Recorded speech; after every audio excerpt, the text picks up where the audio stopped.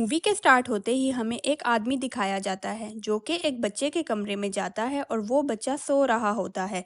वो आदमी इस बच्चे को शूट करके मारने ही वाला होता है, मगर इससे पहले कि वो इस बच्चे पर गोली चलाता, रूम का दरवाज़ा खुद ब खुद खुल जाता है। तो वो आदमी डरते डरते उसी तरफ ही गोली चला देता है। गोली की आवाज़ सुनकर वो बच्चा फौरन ही उठ जाता है और वो आदमी बच्चे को देखकर रोने लगता है, जिससे वो बच्चे को मार ही नहीं पाता। इसके बाद हमें एक एसाइलम दिखाया जाता है जहाँ पर हम एक कपल को देखते हैं, जिसमें वाइफ का नाम जेसी होता है और हस्बैंड का नाम मार्क होता है। वो लोग एसाइलम में एक बच्चे को अडॉप्ट करने आए थे, क्योंकि कुछ अरसा पहले ही उनका बच्चा बाथ टब में डूबने की वजह से मर गया। अपने बच्चे को खोकर वो दोनों काफ़ी दुखी थे, इसलिए उन्होंने डिसाइड किया कि वो एक बच्चे को अडॉप्ट कर लेंगे। एसाइलम में तकरीबन एक 8 साल के बच्चे के बारे में बताया जाता है जिसका नाम कोडी था। और कोडी की मदर की डेथ तभी हो गई जब वो 3 साल का था। और इसके बाद कोडी को दो और फैमिलीज ने अडॉप्ट कर लिया। इनमें से एक फैमिली तो अच्छी नहीं थी और दूसरी फैमिली कोडी को अकेला ही घर में छोड़कर चली गई। कोडी की स्टोरी सुनने के बाद वो लोग उसे ही अडॉप्ट कर लेते हैं। कोडी वही बच्चा था जिसको हमने मूवी के स्टार्ट में देखा था। वो दोनों हस्बैंड वाइफ कोडी को अडॉप्ट करके उसको अपने साथ अपने घर ले आते हैं। कोडी काफ़ी वेल मैनर्ड बच्चा था, उसको बटरफ्लाइज काफ़ी पसंद थी। जेसी और मार्क को भी कोडी बहुत अच्छा बच्चा लगता है। कोडी मार्क को जेसी के सो जाने के बाद एक ऐसी ड्रिंक पीता है जिससे उसे नींद ना आए। नेक्स्ट डे वो एक बहुत अच्छे स्कूल में कोडी का एडमिशन करा देते हैं।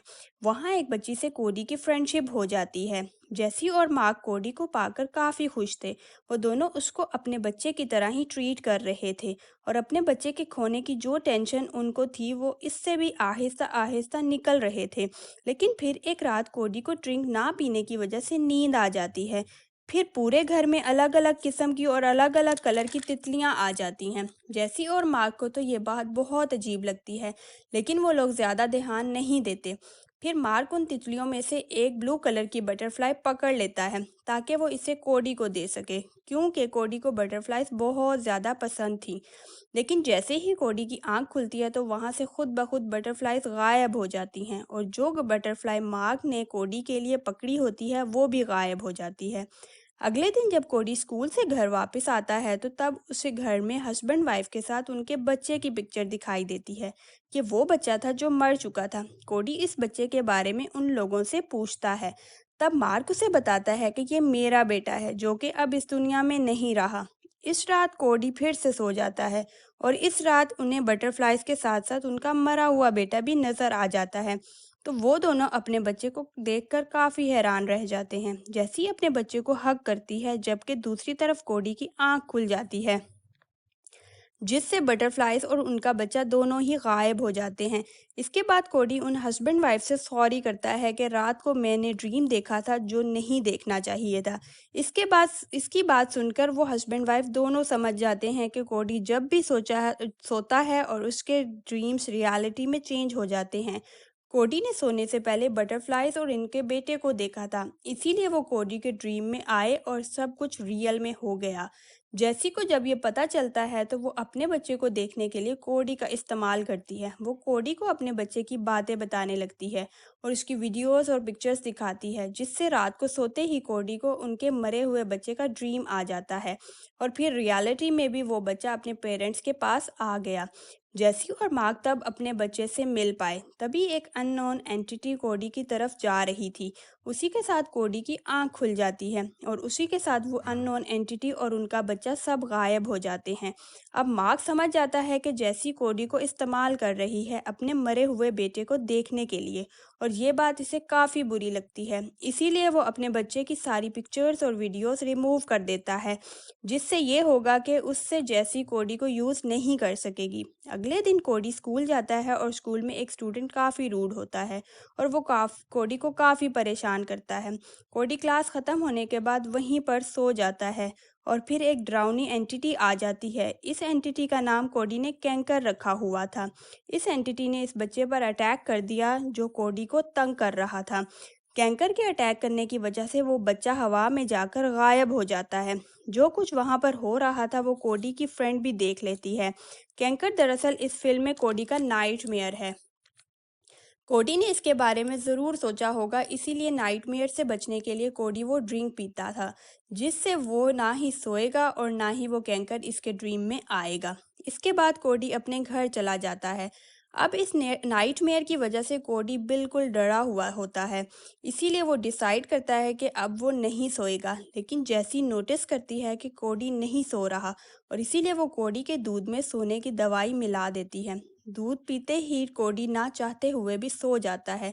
एक बार फिर से जैसी और मार्क का मरा हुआ बच्चा उनके घर पर आ जाता है, लेकिन देखते ही देखते उनका वो बच्चा कैंकर में बदल जाता है। इसे देखकर जैसी और मार्क बहुत ज़्यादा डर जाते हैं और मार्क जल्दी से जाकर कोडी को जगाने की कोशिश करता है। लेकिन क्योंकि जैसी ने कोडी को नींद की मेडिसिन दी थी, इसी वजह से वो नहीं जागता। कैंकर मार्क पर अटैक करके उसे गायब कर देता है। इससे पहले कि कैंकर जैसी पर अटैक करके उसे गायब करता, कोडी की आंख खुल जाती है, जिससे वो कैंकर फौरन गायब हो जाता है। कोडी उठकर देखता है कि वहां पर जैसी बेहोश पड़ी हुई है, लेकिन मार्क वहां पर नहीं है। ये देखकर कोडी फौरन से पुलिस को बुला लेता है।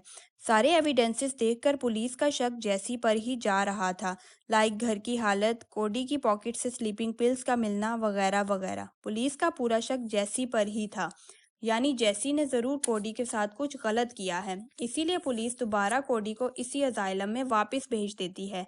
सारी सिचुएशन की वजह से जैसी को अब पछतावा हो रहा होता है, इसीलिए अब वो डिसाइड करती है कि अब वो अपने हस्बैंड को वापस लाएगी और कोडी के साथ ऐसा क्यों होता है उसकी हेल्प करेगी। वो इस नियत से इस अजाइलम में जाती है और कोडी की फाइल को चुरा लेती है। इस फाइल में इन दोनों फैमिलीज की इंफॉर्मेशन थी जिन्होंने पहले कोडी को अडॉप्ट किया था। इसीलिए जैसी इन फैमिलीज के लोगों को मिलने जाती है, और ये वही आदमी था जिसने मूवी के स्टार्ट में कोडी को मारने की कोशिश की थी। वो जैसी को बताता है कि कोडी के नाइटमेयर्स की वजह से मेरी बीवी भी गायब हो गई है। मैंने अपनी वाइफ को ढूंढने की बहुत कोशिश की, लेकिन वो वापस नहीं आई।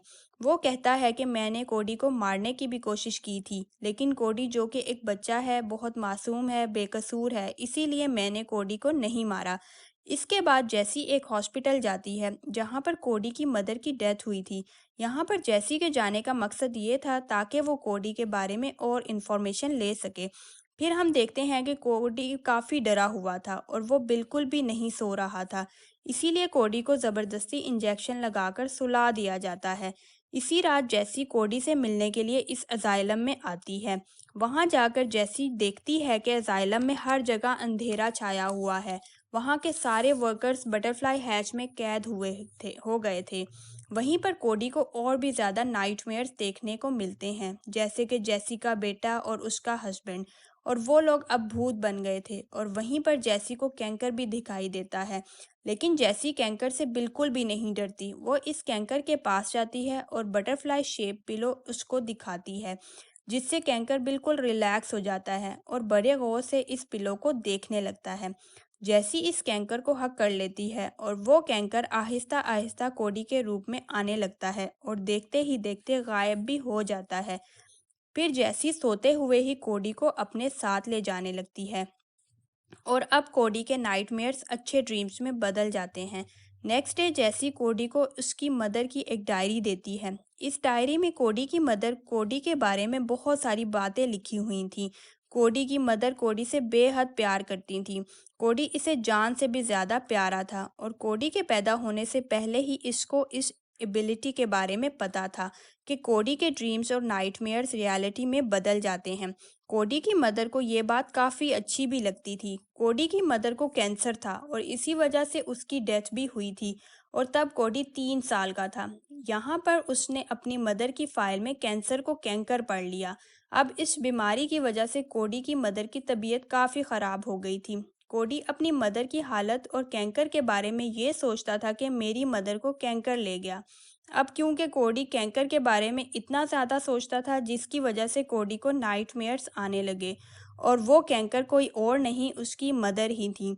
कोडी की मदर उसे बटरफ्लाई शेप पिलो पर सुलाती थी, इसी वजह से वो इस पिलो को देखकर रिलैक्स हो गई थी, और यही वजह थी कि कोडी को बटरफ्लाइज इतनी ज़्यादा अच्छी लगती थी।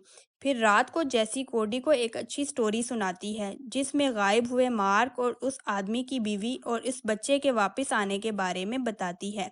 फिर हम देखते हैं कि कोडी अपने इन एबिलिटीज़ पर कंट्रोल कर पा रहा था और वो गायब हुए लोगों को भी वापस ले आएगा। इसी के साथ ये मूवी एंड हो जाती है।